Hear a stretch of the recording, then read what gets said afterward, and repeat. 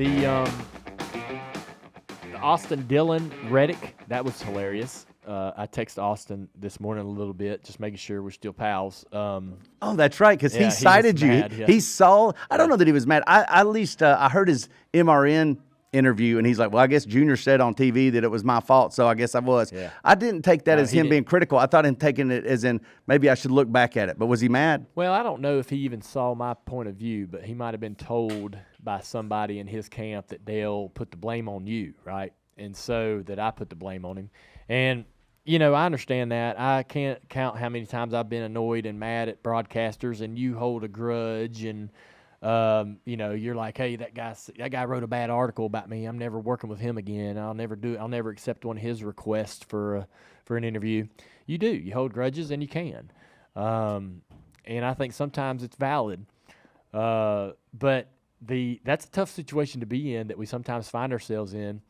And there's been times. So when you're a broadcaster and you've raced with these guys, you're still friends with a lot of them. You got to have good relationships with the drivers so that they can respond to text messages or questions that you might have about them or the race, their upcoming race. You got to have that dialogue, right? And you're going to piss them off, right? Mm-hmm. And you got to repair that damage. And so there's going to be moments when they do things in the race that you think's a mistake. And you might be right, you might be wrong, but you got a second to decide, right? Did I see a driver do X, Y, or Z? And the fan wants to know your thoughts. They don't want you to flip-flop. They don't want you to call it, they don't want you to call it thin or avoid it. Or neutral. Right. No, they don't No. like it. They don't want that. They want really your gut feeling. And if you can just believe in your gut in those moments and just say what you think. Look, in that moment, I'm watching that wreck. The 45, it was a low percentage pass. He's on the bottom of 3 wide going into turn 1. Low percentage. Probably not an optimal decision on his part, certainly. The 6 is at the very top. In the moment when I saw that replay, it's still etched in my mind that the only car really moving is the 3, and he's coming down the racetrack. I don't think even the 6 was turning in just yet.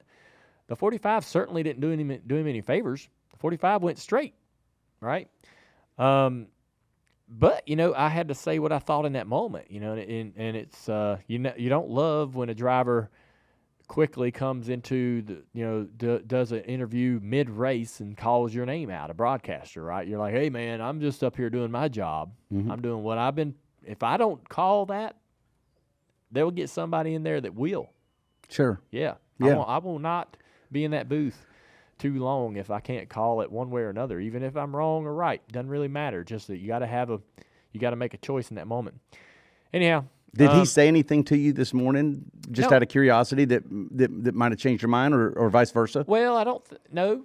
We didn't really get into, hey, man, did you watch the replay? Did you change your mind? He told me what I kind of already knew about, the 45's move was low percentage. He wasn't going to be able to complete the pass without a slide job, and he didn't make an attempt to do the, overdrive the entry and slide job up in front of him. He sees the wreck where he feels like the 45 put him in a bad spot. 45 should have never tried to make the pass. And so I can understand his argument. We talked about a lot of things outside of the crash, but just basically it comes down to, hey, he's going to race and he's got his opinion about what went down and how he wants to move forward, and I'm doing my job. I think he understands and respects that. I'm doing what I think I need to do in that moment. And there will be times when you have disagreement with the drivers, and you have to tell them, like, hey, man, I'm not out to throw you under the bus. I didn't say you're a bad driver. I didn't say that you don't belong out there. I just need to call it, and that's what I thought in that moment. And by all means, if we get together on Monday or Tuesday and you can change my mind, I will publicly say I've changed my mind about this. Yeah. I have no problem doing that. There's no wins and losses for me. I go to the race, call the broadcast. When I get down, I feel the same every week. And so, you know, I know when I've done a good job. I know personally when I fell short on my role and responsibility. There's been times when there's been wrecks on the track and I did not tell the truth. I didn't tell my truth. It's not that I told a lie. It's like I stalled. I hesitated, right? And that's where, you know, that's a thing I got to work through as a broadcaster, you know. And so and luckily in those cases, Burton's been there to be the one to say, hey man, this is what I saw. Yeah. That's another part of that whole conversation. That's another whole part of that thing. Like when a driver does something, especially Austin, that we know, I'm friends with Austin, connection to RCR, Dad, you know, Richard, all of that, right? So is Jeff. Jeff's been a driver there. There's relationships, friendships. We both can't jump on the same point.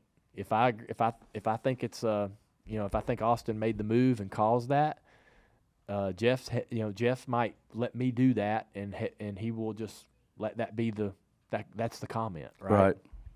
So we both kind of work in tandem to try to talk about what we see, and we both won't really say the same thing, just because it's unnecessary. Could come off as piling on, yes. And you don't want that. No, so that's what we're careful of, and if you disagree, then you can speak up. Say, I don't agree with that. I think this guy did this. It's a interesting part of it. I don't know that it matters that much to the viewer at home, but again, like that as a broadcaster in my 5th years, I don't know. I don't even either. 2018. I'm still working on that, right? Still working on the balance between not hesitating on a call, saying what I believe happened, because you don't really get a lot of time to correct it. The TV, our production truck, they're not gonna give me 15 minutes. They're not gonna give me 2 minutes later in the race to go, hey, by the way, Explain. that wreck, I changed my mind. You know, I don't like what I said. I said this wrong. Or here's why I said that. Yeah, they don't care. We've moved on, buddy. Yeah. You know what you said is what you said. So I'm trying to always get better at that. Okay. Side note: are you not as a broadcaster? I know you like it as a broadcaster, but as a race team owner, are you for drivers throwing their helmets in discuss? Or are you I'm good with it. against? All right, you're good with it. Hey man, they know how much that helmet costs. The helmet's $5,000, probably more. They want to throw it, they can throw it. Yeah. Yeah. Gran Turismo, based on a true story, is a movie about a team of unlikely underdogs. A struggling working-class gamer, a failed former race car driver, and an idealistic motorsports executive. Together, they risk it all and take on the most elite sport in the world.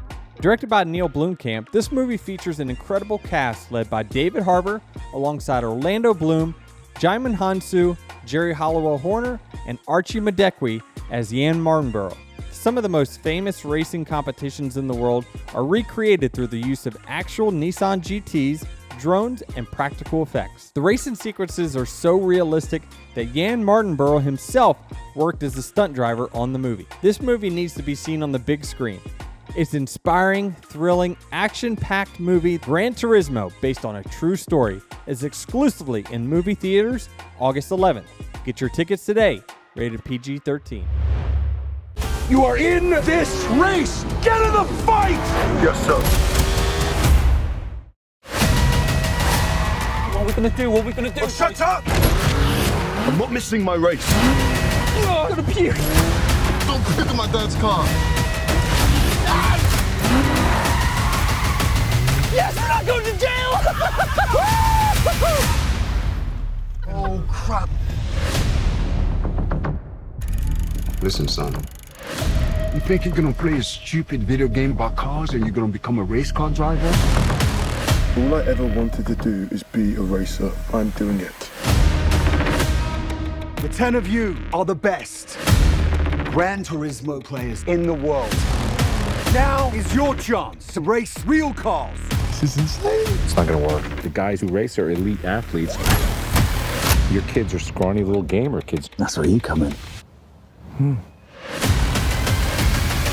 You think you can do the impossible. I'm here to prove that you can't. You get tired, you get sloppy, you get hurt, and you lose races! You puked on my lawn. I know what I'm doing. I'm not afraid. I've raced this track 1,000 times in the game. Let me drive it my way. That was actually pretty great. We have a newcomer this year. His presence is shaking the foundation of the sport. Since the major leagues. The other drivers, your pit crew are going to hate you.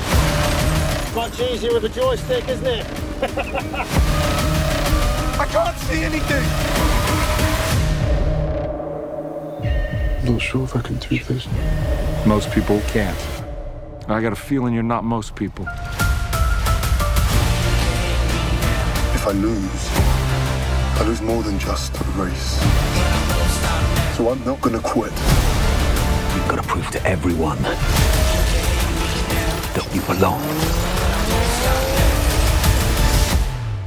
You've raced it, what, like 1,000 times? Now you just gotta do it in real life. Gran Turismo, based on a true story.